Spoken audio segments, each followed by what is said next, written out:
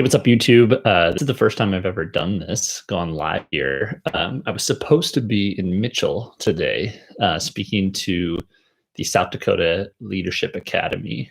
And this is actually the second time that I was supposed to talk to this group. We're living in crazy times. And because of that, this got rescheduled. So what I thought I would do, I wanted to send a video to the group. They're going to be meeting virtually now and learning virtually. Would just go live and share some thoughts here on YouTube. And that can, not only can the leadership group share it, but anybody who wants to watch can watch. So typically I've gone to this group the last couple of years and spoke about company culture and spoke about communication and culture around areas, your mindset, your giving, and your culture. All right. So we're going to talk about that today. So let's dive right in. So first of all, the first thing I've been telling people, including our team here at Lemonly, and I should briefly say for those watching who don't know me or those in the Leadership Academy, my name is John Meyer, and I'm the CEO of Lemonly. And so at Lemonly, we're based in Sioux Falls, South Dakota, and we help companies design clarity. We help them communicate their message in an easier way. We make it more simple. We make it more clear. So clients come to us from all over the world, Green Bay Packers, Marriott, Netflix, Major League Baseball, Salesforce, Snapchat. What do you say? Where do you say it? When do you say it? How do you say it? And everything that Lemonly does is a combination of visuals, really pretty pictures and charts and graphs and illustrations and icons and story. So when we take that stuff and tell it in a story format and combine it together, we get clarity and we get people who understand, who are attracted to your story and remember your story. So that's what Lemonly does. We're a team of about 17 people. We have a few remote people scattered around the country, based in South Dakota. And so that's who I am, but we're going to talk about leadership today. So the first thing I told my team when we went remote here is we need to change our mindset around what leadership means right now. And so things have changed, right? That was March 14th was the last day we were in the office. And so now a month later, we've been doing this remote quarantine. And thankfully our work actually transitioned pretty smoothly. We're used to, we have remote employees. Everyone here has worked remote. And so that was a quick, easy transition. But we don't see each other. We don't talk to each other. And that has changed. And it's a stressful time. Our kids are at home. I'm recording this in my 4-year-old's bedroom right now because that's where I could get away and have some quiet. So the deck is shuffled, right? It's stacked against us. Things are not the way we want them to be. Things are not in order. Things aren't lined up. So the first thing we tend to feel then is, this is happening to me. This is against me. This is changing my routine and making things harder and difficult. And the first thing I would encourage you to think about is, how do you transform that mindset from this is happening to me to this is happening for me? This is an opportunity. And I know that's hard to think about right now with the headlines we're reading, with the cases rising, with people being hospitalized and even deaths. This is a scary thing. But I'm a big believer in the practice of stoicism. So stoicism is this idea that you really can only control your feelings. You can't control what happens to you, but you can control how you feel about something. So a person cuts you off on the highway and you get angry and you honk your horn and you're upset at that person. Well, you don't know what's going on in that person's day. You don't know what's going on in their life or what's, where their head's at. And so all you can control is, how do you let that moment or event impact you and your feelings? So stoicism is something I highly recommend right now so you need to think about that this could be an opportunity. As hard as it is, as much as everything has changed, what does this look like for you personally and professionally? So you're a leader if you're in this academy. You're a leader even if you're watching this. I believe that leaders are come in all shapes and sizes. It doesn't matter what your title is. It doesn't matter what your salary is. It doesn't even matter how many followers you have. You are a leader. And one thing I know that we need more than anything right now is more leaders, especially today. So this is happening for you, and how are you going to come out stronger because of it? We have this we have this scorecard at Lemonly. Basically, it's our KPIs, right? It's our goals. And every week we do a team meeting. We put up the scorecard. We show the metrics from the week prior. How many sales we made? What does revenue look like this month? What does revenue look like next month? How many billable hours did we do? And I think, we're pretty open and transparent. Most people in the team should know pretty quickly whether Lemonly is having a good month or a bad month. And that's intentional. That's how we want things to be. But right now, what I told the team is, when we get through this whole experience in this quarantine, let's not just simply measure ourselves by our scorecard, right? We might have a few down months or some slower months. Everything is changing. Clients are trying to figure out where they fit. We work with Marriott, their travel. People aren't traveling right now. So let's not just measure ourselves based on our company scorecard, but let's instead measure ourselves by how do we grow as people during this time?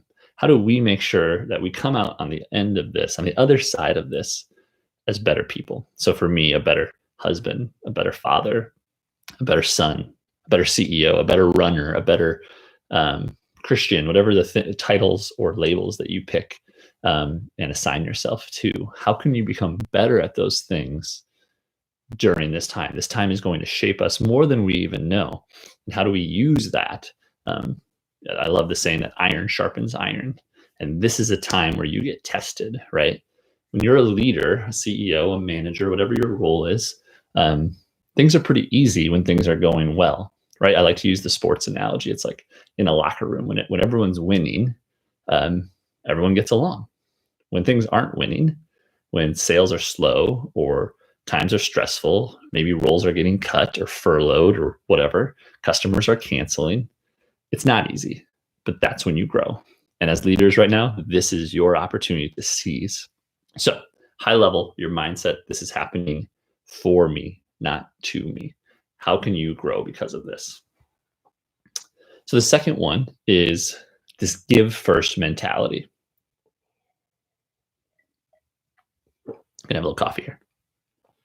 How can we change our business and change the way we serve our customers right now so that we actually can come out of this even stronger? So Andy Grove, he was the former CEO of Intel. He has a quote, and hopefully I can quote it right, but it's basically like bad companies don't survive crisis. Good companies survive it, and great companies get stronger because of it. So he says, bring on the crisis, and we'll show you what type of company we are. And I've been thinking about that a lot, even for our company at Lemonly. I know we're going to survive this. We are a good company, and Lemonly will survive this. But how do we? And then just sort of cross our fingers, right? That's survival mode. It's time now to go on offense and to figure out how you can become stronger. And what I recommend here is that you give first. So that's the second point, give first. How can you right now, all things are on the table, right? What do your clients need? What do your customers need? What do your subscribers need? What do your users need? Whatever your product or service is, everybody's hurting right now. Everyone's stressed, everyone's worried, and everyone is a little uncertain. What can you do for them to ease that pain, to lighten that burden, to make their life better? Lemonly, we're a design company.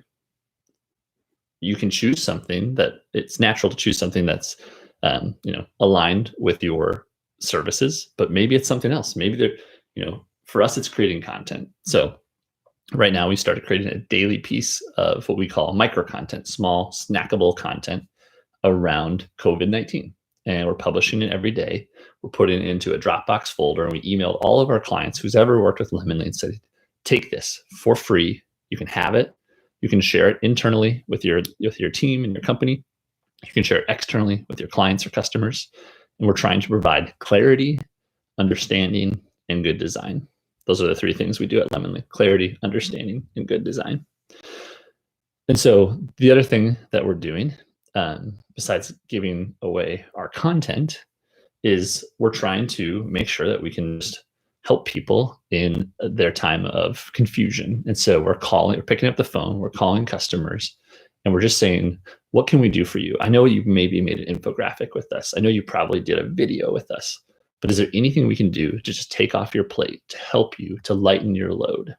And we're picking them up and we're just picking up the phone and we're just checking in on them. How are you? How are you as a person? Not how are you as a business or your job, but what can we do for you? And so think about that as a leader. Move your mindset from a scarcity mindset where we think about, oh my gosh, like budgets are being cut, jobs are being lost. Like I need to bunker in, I need to hold on tight and don't let go. That's a scarcity mindset. You believe there's only enough that you believe there's not enough to go around and you need to hold on. Move it to an abundance mindset where there is so much, and the more that you give and the more that you help, truly, I've seen this in life. I've seen this from so many friends, other leaders that I admire. It comes back around and you get more yourself. So where can you give, and come from a place of abundance? Could be giving your time, could be giving your resources, could be giving your money. Whatever you have to give it. Do this as a company and do this as a leader, as an individual. Do this as a family. Represent, be an example to your children on how to do this. And you'll see great returns. And so that's the second thing I recommend that they're doing, and they'll give you the answers. Because we need to change the language right now when we're serving our customers. If you're a salesperson or a leader who's out promoting your product or service, marketing, it's no longer, make money. It goes from make money to save money. It goes from, these special features, added benefits to maybe move faster or save time, right? We're in crisis mode. So we need to change the words that we use.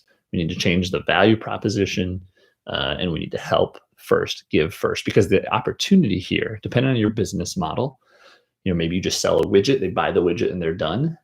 But right now, if you do give first and you serve, you have the opportunity to win a customer for life, that they will become a customer. They will buy, they will subscribe, they will join your program, whatever it is you have, and be with you for life if you can help them through this. So it's a huge opportunity. So lastly, the third point, leadership during crisis, we need to keep the culture. And so we'll first focus on remote work. A lot of you maybe are now moving to remote work for the first time, or certainly from maybe a part-time to a full-time basis. A lot of our companies, and I realize some businesses just can't do remote work, and they're working through that. And those essential workers are out on the front lines serving, which is awesome and incredible and so admirable. We thank you for that. But if you're new to remote work, a couple things to think of. So Lemonly, we started the company in 2011, Amy and I, my co-founder, in August. And that December, we hired our first employee. We actually posted a design job on a site, and a design community site. And we said, we want the best person, and we want the person that fits our culture. And that person came from Serbia. We gave her a full-time job, a salaried job, US salary. We felt like she was the best, both in skill, but also both in culture fit. And so we hired that person, and she worked with us for 3.5 years. I never met her in person. We just did Skype video back then. And it was great, because what it did is it forced us way back in 2011 to think about remote work, or the line that we use at Lemonly is, how can we scale culture beyond just 4 walls? How can we consider our culture as not just a physical place, but more of a feeling, right? And so it forced us to think about, and then since then, we've had Vancouver, Idaho, Nebraska, Florida, New York City, Serbia. We've had people all over the world work for Lemonly. So remote work is pretty normal and usual for us. So that switch has been really quick and easy. But how do we keep the culture during this time? So a few things. If you're new to remote work, the first thing I always say is make sure you over communicate. So it might feel weird, but it helps to just say, look, because if you're like me, you might also be a teacher right now, figuring out how to be a CEO, a leader, and a school teacher as our girls are at home. So you have to balance that. And so telling your team, whether you're using Slack or a chat tool or an email, whatever it is, hey, I'm going to be away for the next 40 minutes. I got to do coloring. I got to do schoolwork, right? Whatever it might be. And so you need to over communicate, because what happens with remote work, leaders and managers who have resisted it for so long say this: well, how do I trust that my people are actually doing their work? And if that's how you feel, it's already too late, because this isn't a remote work issue. This becomes a trust, culture, communication issue, right? See, we have to be flexible here. Here's Margot, our 4-year-old. Hey, Margot. I'm filming a video. Can I keep going? Yeah. Okay, can you turn it down a little bit? You can sit right there if you need to. All right. So how do you trust if you're getting work done? You might have interruptions like that, but you just need to trust your people. If you don't, it is not a remote work challenge. It's a trust challenge. And I would tell employees, if your boss feels that way, I would recommend start shaping up your resume and consider looking for a new job. So you need to create trust. And how do you create trust? Through communication. So say if you're going to step away for a couple hours, update your little status in Slack. Sorry, I have to film this, and then we can turn it back on, and communicate. The next part of remote work is free up your information. Make things readily accessible and available so that people can find it, right? So if you don't want to be the bottleneck, because for instance, if I have to go teach or do school for a while, I don't want another person, another lemon head, to be able to trying to access a document or information and waiting for me to give it to them. We're all working sort of these asynchronous job schedules right now. It's not just an 8 to 5 role. And so keep information transparent and easily accessible within context of that it's safe and secure, right? If you're a bank, if you're a healthcare company, there are certain things that have to stay private and safe, but with what you can, make it accessible and easy. And the last part of remote work, I say, is how can we find water cooler moments? Now, I don't know if your office actually has a water cooler anymore. Most do not. But how can we find water cooler moments, opportunities where we can create little bites or moments of culture that still bring us together as people? Because we're not working beside our friends and our colleagues anymore. And so for some examples at Lemonly, we're doing a 8:45 standing Zoom coffee meeting. So 8:45, you can log in for 15 minutes, grab your coffee, and just chat, shoot the shit, right? We have a question of the day and people just talk. Yesterday, we Venmoed everybody $10 and said, buy a lunch somewhere local, ideally support a local business, buy a lunch, and we'll call in at 12:30 and everyone can just kind of have a lunch hour together. So we'll call in and talk and catch up and see what you got for lunch. And I mean, these are small little things, right? We did remember that game Telephone when you were kids? You say something to a person and then they tell someone else and they tell someone else and the phrase just keeps changing. Camera? This is the camera. Yeah, we're filming a video. You want to say hi? No? Hi? And so we did it in a Lemonly version, a twist, which was doodle telephone. So I would draw a picture, show it to Margot. She would look at it, tell it to the next person who would draw it and kept going on. So anyway, the point isn't you have to have happy hour or have coffee or what? Is that your watch? That's just my camera. But the point is, Lemonly, we love food. We love collaboration. It's one of our core values. We're a design company. We love to draw. And so we found things that were uniquely us, that we kept the culture and brought it to us beyond those 4 walls. So whatever it is, however small it might be, I really recommend finding these type of moments right now, these water cooler moments, because we don't have collisions anymore. And we need to figure out how we can help each other and be connected as people, as humans. And going back to the last point, just saying, how are you? Is there anything I can do for you? Because everything that applies to giving to your customers and your clients and your users applies to your team too right now. So you got to keep that culture. All right. So as we look back and reflect here, we're in times of crisis. I believe we need leaders more than ever, more leaders than we have. And we need to focus on our mindset, how we recognize that this thing is happening for us and not to us. that we can only think about what we can control. Don't get lost in the big, hairy things that you can't control in the world right now. We're going to give first. Number two, we're going to serve our clients, serve our own team and people, ask how we can help on the phone, and do whatever we can to give right now. This is how we gain loyalty, trust, and customers for life. And it's just the right thing to do, right? We, as humans, as a society, we need to help each other out. And lastly, we're going to keep the culture. How can we think about scaling culture beyond four walls? If you're going to remote work, if you are doing different shifts, if just work is different right now, and we don't want to be isolated and lonely. So the last two things I'll leave you guys with here for the Leadership Academy as you watch this video. And then I can't do questions today like I normally do. So you can email me if you want to.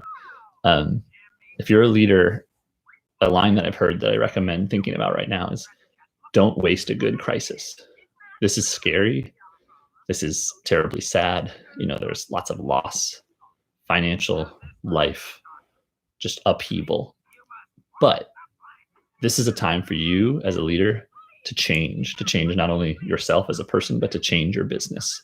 And I think when we come out of this, if your business looks exactly the same, it'll go back to that Andy Grove quote. You'll maybe survive. If you're a good business, there's a good chance you will not survive.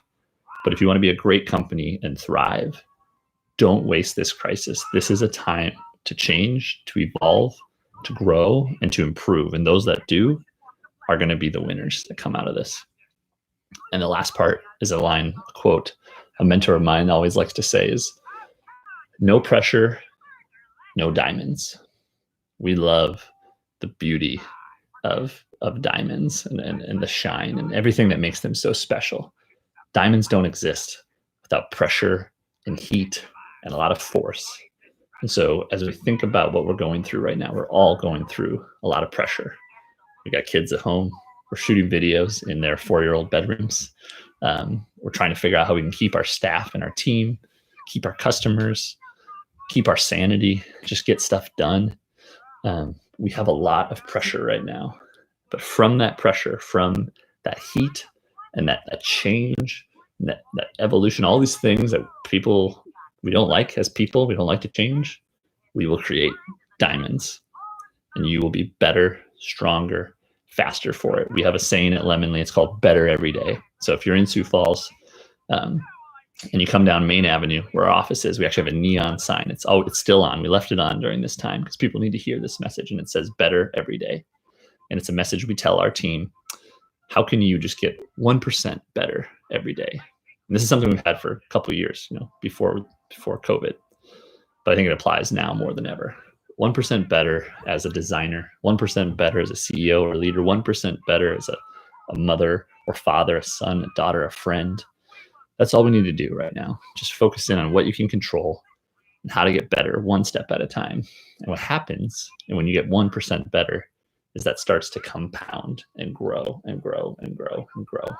And you'll look back at the end of 2020, and as hard as it will be, you will be a much better person for it. So thank you to the South Dakota Leadership Academy. Anyone else who watches this, I hope you enjoy it. The times are tough right now, but we're going to get through this together, and you're going to be stronger for it.